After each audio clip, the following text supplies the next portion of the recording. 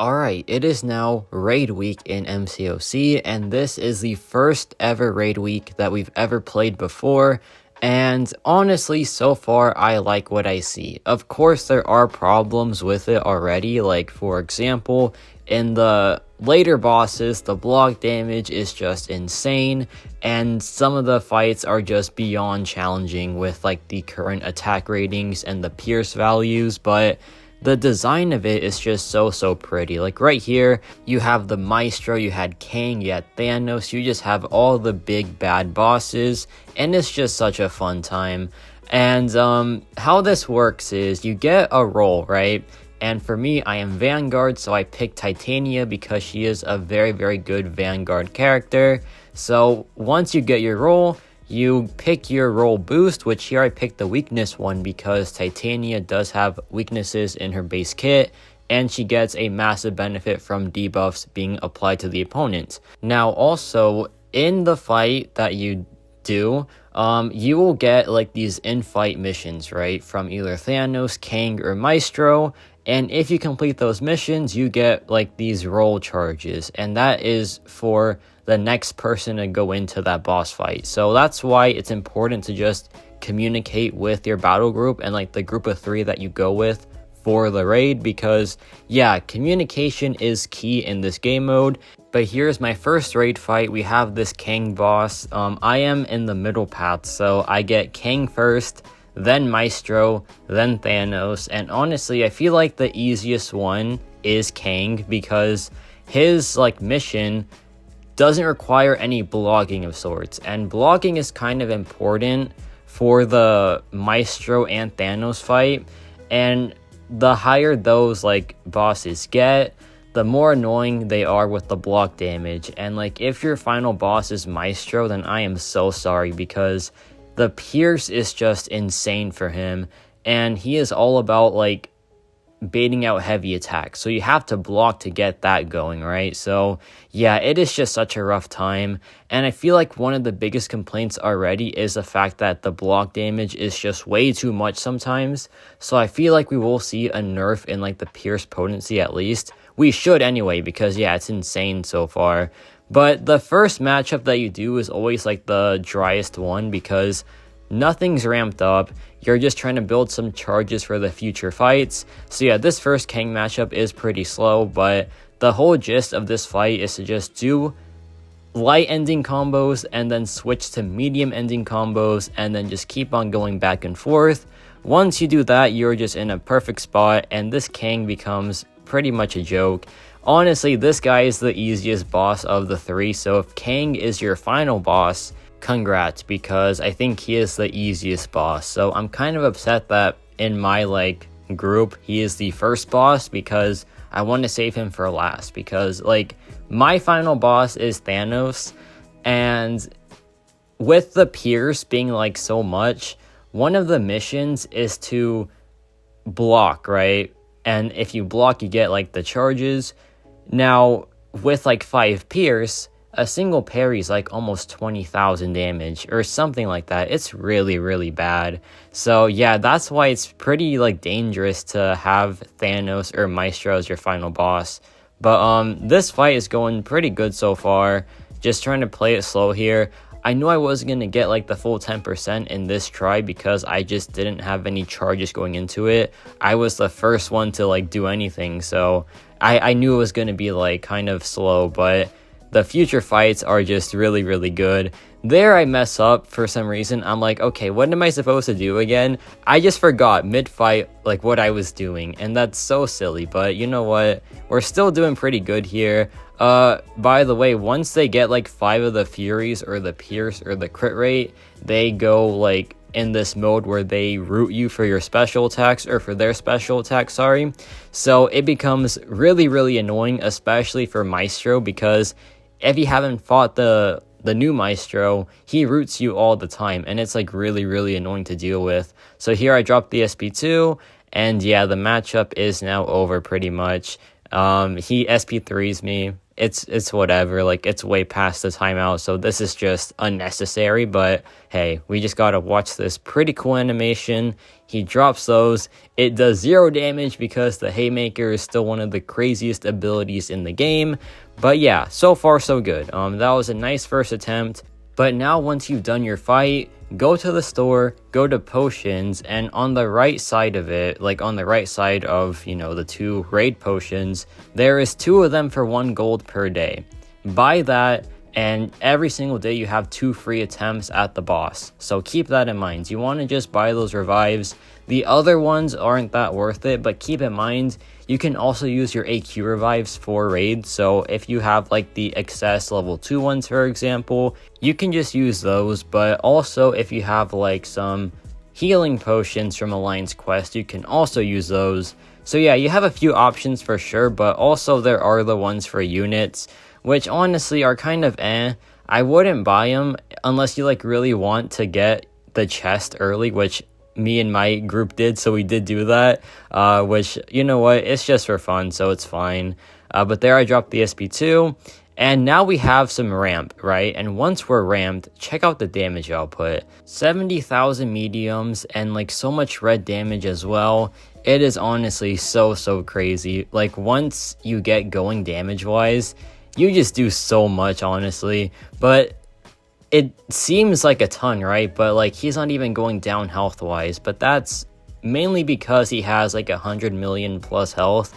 Yeah, these are raid bosses, right? They're not just raid fights, they are bosses. They are meant to have a ton of health, and the attack rating is pretty high too, but I think it does scale with prestige. So yeah, if you can't handle like the big bosses, which honestly most players can't like, do too good against the later bosses, then yeah, I don't know like a solution. It's just really annoying to deal with right now because yeah, that pierce damage is just way too much.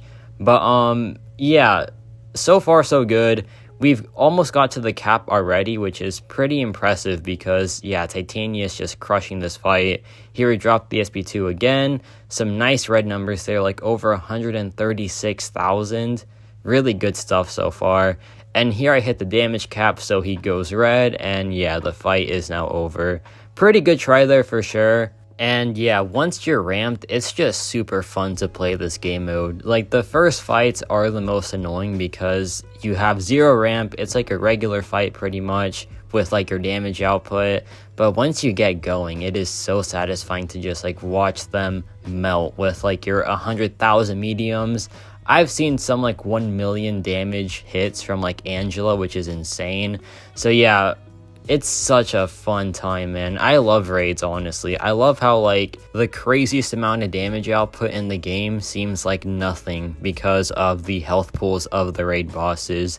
And also, am I like crazy, or are they like growing over time? I feel like Kang is much taller than he should be, right? Because he is size medium, but he is literally like matching Titania in height. That kind of makes sense if like it's intentional, because they're supposed to be like these big bad bosses, and if like one of them is short, that kind of just ruins the whole thing, I guess. So yeah, makes sense why Kang is like growing in size every time I hit him, I feel like.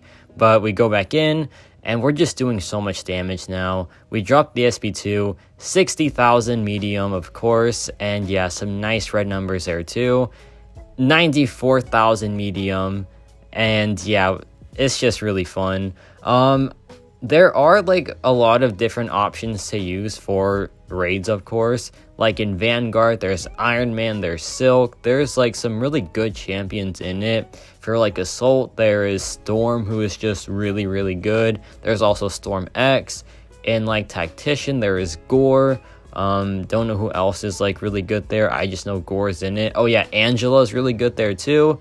You have a lot of options for your like roles, right? And that's why I like what I see so far, but also there are some problems with the pool, because with the final Ultron boss, you pretty much can't do energy damage to him, and a lot of like the pool characters are energy damage, so just watch out for that.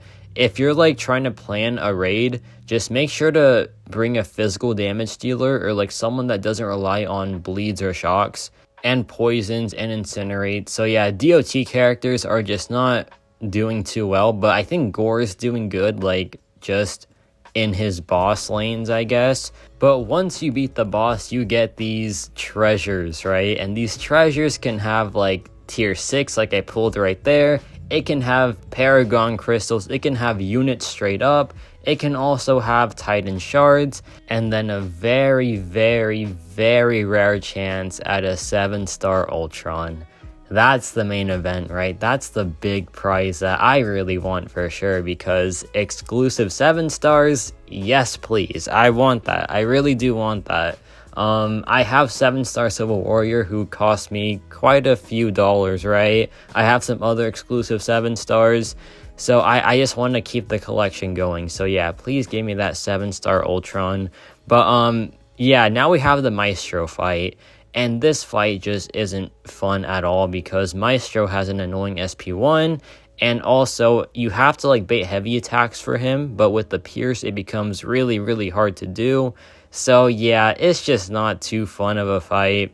I feel like out of all 3 of the bosses, Maestro is my least favorite, but thankfully, my battle group member, he did like 97% of this by himself. He just said, you know what, just stand back and watch and let me just do this one. And he did it. He like crushed it pretty much. And there I get crushed. So yeah, I'm glad that did it like all by himself. But now we have the second treasure here, and I'm like, please something good. And we get some skill tier 6 fragments. Now, it's a visual bug. It's not 1.5 or like 1 1/4. It is just 1/4, I believe, or maybe it's half, which I'll take for sure. Like, that's a pretty good reward. I think any tier 6 is good, so I am pumped about that. Like, I think it's just impossible to miss for the rewards, right? I guess the Paragon crystals, because that's just like a ton of RNG, but like the tier 6 I love. The Titan shards I really want. I also really want like any 7-star shards too. That 7-star Ultron, of course I want him so badly. I just want like pretty much all the rewards, right? The units too, they're pretty helpful, and I believe that you can get up to 20,000 Titan shards. So imagine just playing raids for 1 week and you get 60,000 Titan shards. The odds are so low, right? But it can happen. That's the crazy part. That really can be a possibility. But yeah, the rewards for the loot boxes, they're pretty good. It's just crazy how much it fluctuates, right? Because on one side there is like, you know, a couple tier 6 fragments, pretty good stuff. On the other side, it's a full Titan crystal and a 7-star Ultron. Like, the difference in rewards can be crazy sometimes. But now we have this Thanos fight, and this is Thanos Says. So you have these prompts, right, in the purple. Like right there, it's the dodge button, so you have to dodge. And then once you complete the prompt, he gets a new prompt for you to do. So like, for example, there is a dodge again, so I just gotta dodge his SP1 or something. So yeah, it's not too bad, but if you get the block one, good luck, because the pierce damage is just so strong. However, Titania is so good for this fight because of the Haymaker. The Haymaker gives her indestructible, so she can just block without taking any damage. And yeah, the Haymaker was Kabam's biggest mistake of 2022. Yeah, 2022. It's crazy how good this character is, and like how she just didn't get rebalanced at all. But hey, that's just better for us, right? But yeah, this Titania fight is just going really well so far. I want to hit the damage cap here because that is like, you know, good for your alliance mates and for yourself. So there I dropped the SP2, some pretty nice damage there. I go back in, and now I have to intercept, which I do right here, which is perfect. And yeah, we're almost done with the fight. Like, he's almost down to the damage cap, so Titania is just crushing it really. I go back in, I drop my SP1 because I think I'm close to the damage cap, but apparently I wasn't. Here it drops the SP2, I get the dodge going, and yeah, pretty good stuff here. That was a really fun fight. There I get the damage cap, I believe, right here. No, I lied. I don't get it yet. When do I get it? I know I get it pretty soon, if at all, I guess. Nope, there I get it. So yeah, there's a damage cap. There's a 1 million hit to me, so that is pretty much game over because Titania only has 60,000 health. But now it's time for the rewards again, and let's see what I get here. I get some mystic fragments. So didn't get any Titan shards or anything. I just got fragments the whole time, but I will take those fragments, right? Because I need any T6CC that I can get. So I will gladly take that. And yeah, that is raids for you. It is honestly pretty fun. I like the, boss aspect of it. The teamwork is pretty fun too. Yeah, it's just pretty nice so far, but there are some issues. The block damage for one is just unreal sometimes. But yeah, let me know your thoughts on raid so far. And yeah, that's about it for me.